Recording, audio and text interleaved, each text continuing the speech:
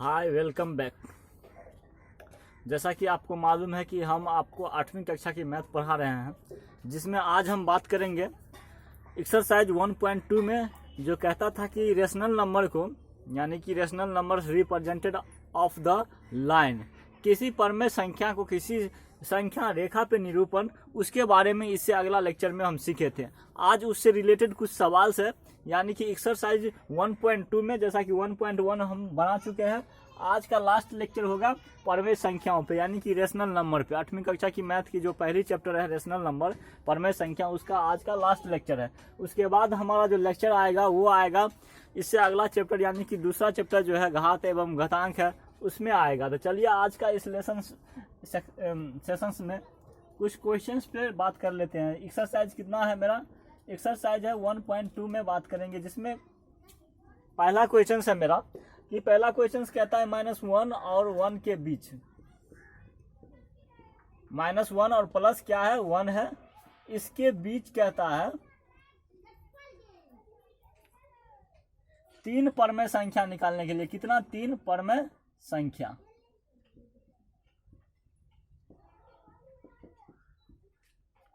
Questions क्या कह रहा है? -1 और 1 के बीच 3 परमेय संख्या निकालना है। क्या? 1। ये मान लीजिए ये कोई लाइन डायग्राम से कहां तक है, यानी कि -1 से ये -1 है और ये 1 है, तो इसके बीच कोई संख्या 0 आएगा।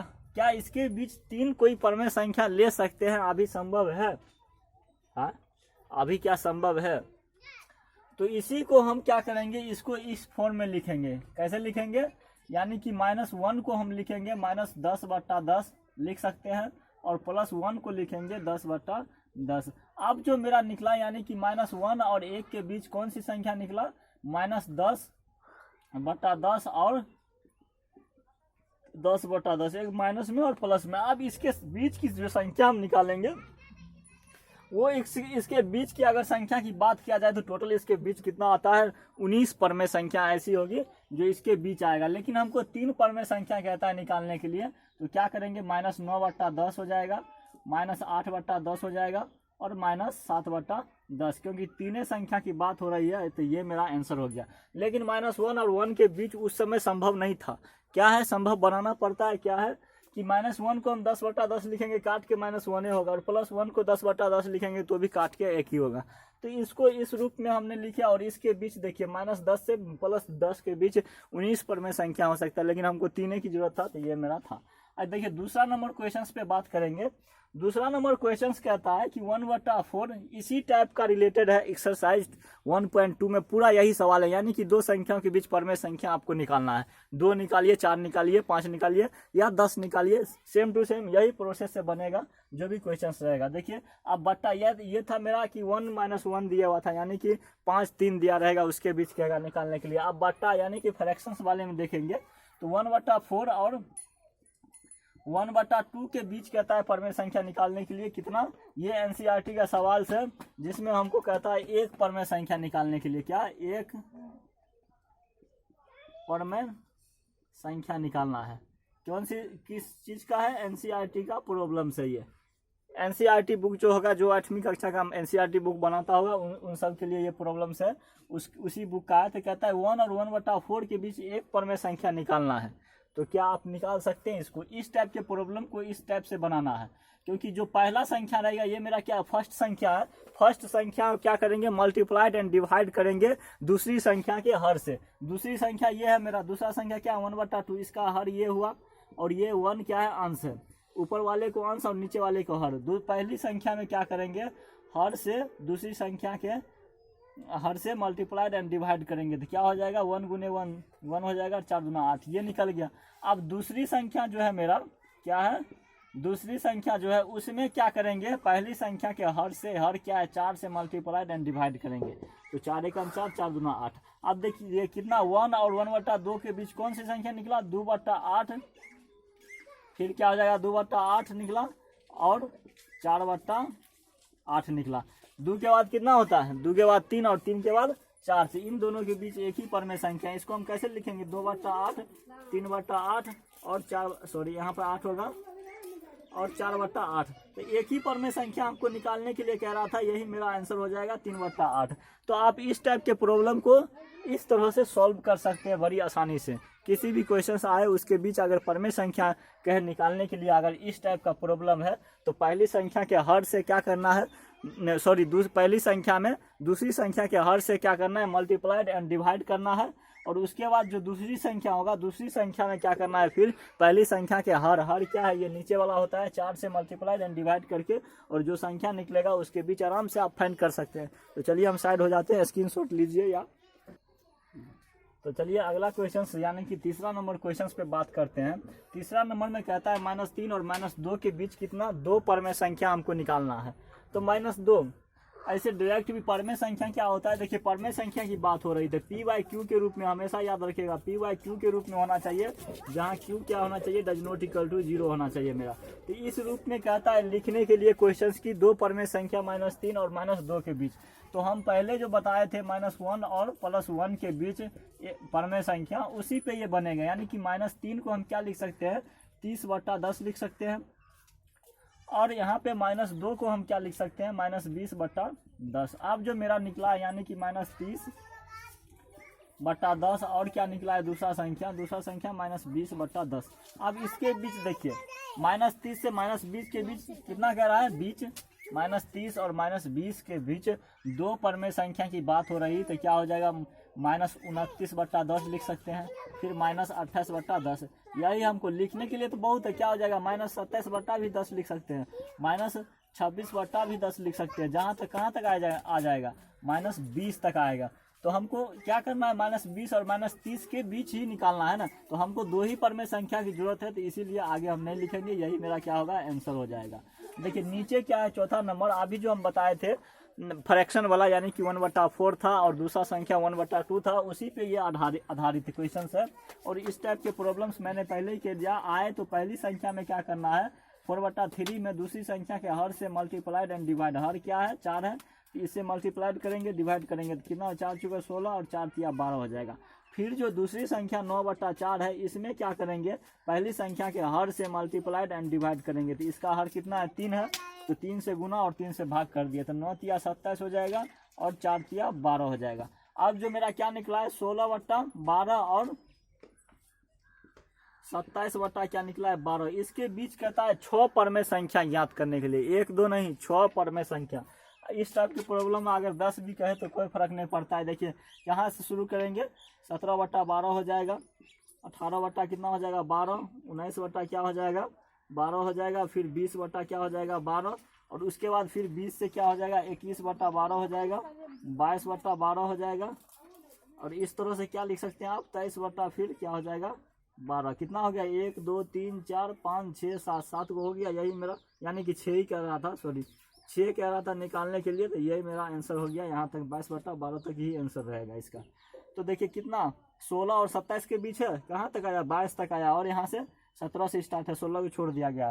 तो इस तरह के प्रॉब्लम को आप अगर इस टाइप में आए प्रॉब्लम्स, कोई भी संख्या 10 कहे 20 कहे कोई फर्क नहीं पड़ता है, उस हिसाब से आपको नंबरिंग यानी कि नंबर दिया रहेगा आपको क्वेश्चंस में कि इतना बटा इतना के बीच 10 परमेय संख्या निकाले या 12 परमेय संख्या निकाले। अगर फ्रैक्शन यानी कि इस टाइप में आता है तो पहली संख्या में क्या करेंगे, दूसरी संख्या के हर से मल्टीप्लाइड एंड डिवाइड कर देंगे, जैसा कि हम यहाँ पे कर दिए हैं। और फिर पहला का कैलकुलेशन हो जाएगा तो दूसरी संख्या में क्या करेंगे, पहली संख्या के हर से मल्टीप्लाइड एंड डिवाइड करेंगे, जो यहाँ पे किए हैं। तो 3 है इसका हर, तो 3 से मल्टीप्लाइड एंड डिवाइड कर दिया, और जो दोनों संख्या बनेगा उसके बीच आराम से आप फाइंड कर सकते हैं। चलिए लास्ट क्वेश्चन देखिए मेरा 5 नंबर क्वेश्चन। 5 नंबर क्वेश्चन में कहता है कि -2 के बीच, इसमें सिर्फ सिंगल डिजिट है, -2 से छोटी क्या है, 5 परमेय संख्या निकालना है आपको। -2 से छोटी 5 परमेय संख्या चाहिए। कितना चाहिए परमेय संख्या, ये 100 देके 0 लिख देते, प देके 0 लिख देते, तो इसका मतलब ये नहीं सोचेगा कि 40 है, इसको 40 मत समझिएगा। ये क्या है, मेरा परमेय संख्या है, शॉर्ट कट है, यानी कि परमेय को लिखेंगे पर्शिकार में एक, इसको हम शॉर्ट करके लिख देते हैं P, ऐसे 0 करके। तो ये हो गया मेरा परमेय संख्या का नोटेशन है, सीधा समझिए, शॉर्ट कट लिख रहे हैं। तो -2 से छोटी 5 परमेय संख्या हमको लिखना है। तो आप दिमाग लगाइए, -2 एक लाइन डायग्राम की अगर बात किया जाए तो क्या है, 0 से कितना तक, -2 तक है, और -2 से छोटी होनी चाहिए। इसका मतलब क्या, इसका मतलब -2 से छोटी। आप समझिए बात को, अगर -2 से इस साइड आएंगे तो अगर -1 लेते हैं तो ये मेरा संख्या क्या है, -1 जो है मेरा संख्या, ये -1 मेरा संख्या कौन सी है, 2 से छोटा है ना, क्या है, 2 से छोटी है या बड़ी है, तो क्या हो जाएगा यहाँ पे -2 से छोटी। क्वेश्चंस थोड़ा देखना पड़ेगा, हमको लगता है मिस्टेक है क्वेश्चंस। मैंने पहले ही कहा कि क्वेश्चन मिस्टेक लग रहा था, क्योंकि जो फंडामेंटल रूल है वो फॉलो नहीं हो पा रहा था। तो देखिए -2 से बड़ी होगा, 2 से छोटी नहीं। अगर यहाँ पे +2 रहता तब 2 से छोटी हो सकता था। एक क्वेश्चन आपको मिलेगा एक्सरसाइज 1.2 में, जो +2 से छोटी 5 परवें संख्या आपको कहेगा निकालने के लिए, लेकिन यहाँ पे हमने लिखे थे -2 से बड़ी होना चाहिए 5 परवें संख्या। तो चलिए -2 से बड़ी की बात हो रहा है, तो देखिए बड़ी क्या है, -2 से -1 क्या है, बड़ा है। किसी को हम अगर 2 रुपया देते हैं तो क्या है, 2 रुपया उस पर कर्जा हो रहा है। अगर वो हमको 1 रुपया दे दिया तो 1 ही रुपया ना उसको उस पे बचा, तो 1 रुपया क्या हो गया, 2 से क्या है, बड़ा है ना।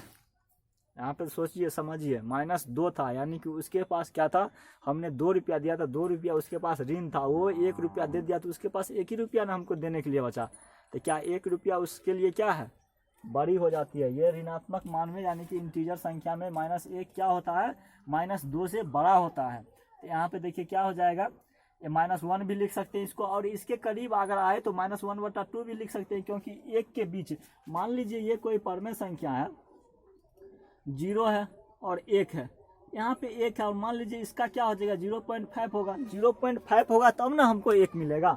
और इससे और छोटी की बात किया जाए तो 0 है, 1 है, तो 1 बट्टा क्या हो जाएगा, 1/2 हो जाएगा, 1 बट्टा क्या हो जाएगा, इस तरह से क्या हो जाएगा कि 3/2, यानी कि इसके करीब जाएंगे डॉट, ये क्या हुआ, एक बहुत ही छोटी न्यूनतम संख्या हमको प्राप्त होगा।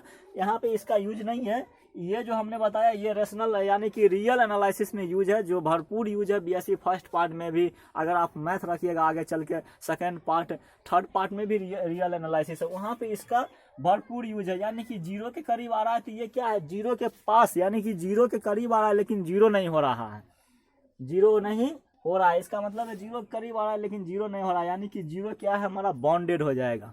यहाँ पे कहेगा बाउंडेड अनबाउंडेड, तो ये छोड़िए, ये क्या है बीएससी मैथ ऑनर्स वालों सब के लिए, सेकंड पार्ट थर्ड पार्ट के लिए है।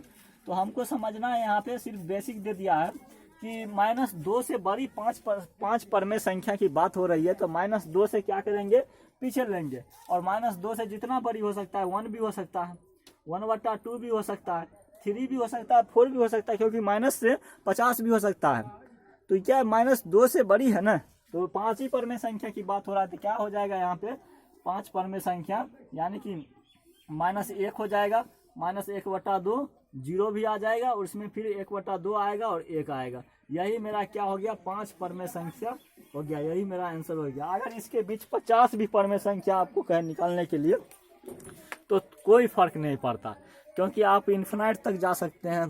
तो 5 ही बोल रहा था, तो आप इस तरह से आप 5 परमेय संख्या निकाल सकते हैं। तो आई होप कि आज का जो सेशन था आपको समझ में आ गया होगा। और देखिए आज इस परमेय संख्या का द एंड हो चुका है, यानी कि द एंड हो गया। अब परमेय संख्या के बाद दूसरा चैप्टर से मेरा डॉक्टर केसी सिन्हा का मैथ है। देखिए क्या है, घात और घातांक है, एक्सपोनेंट है और इंडेक्स है, यानी कि इंडेक्स मैंने पावर होता है। तो अगला लेक्चर जो आएगा दूसरा चैप्टर पे आएगा घातांक एवं घात पे। तो परमेय संख्या से रिलेटेड जितना भी प्रॉब्लम था और जिस टाइप का क्वेश्चंस दिया हुआ था आपको पूरे बता चुके हैं।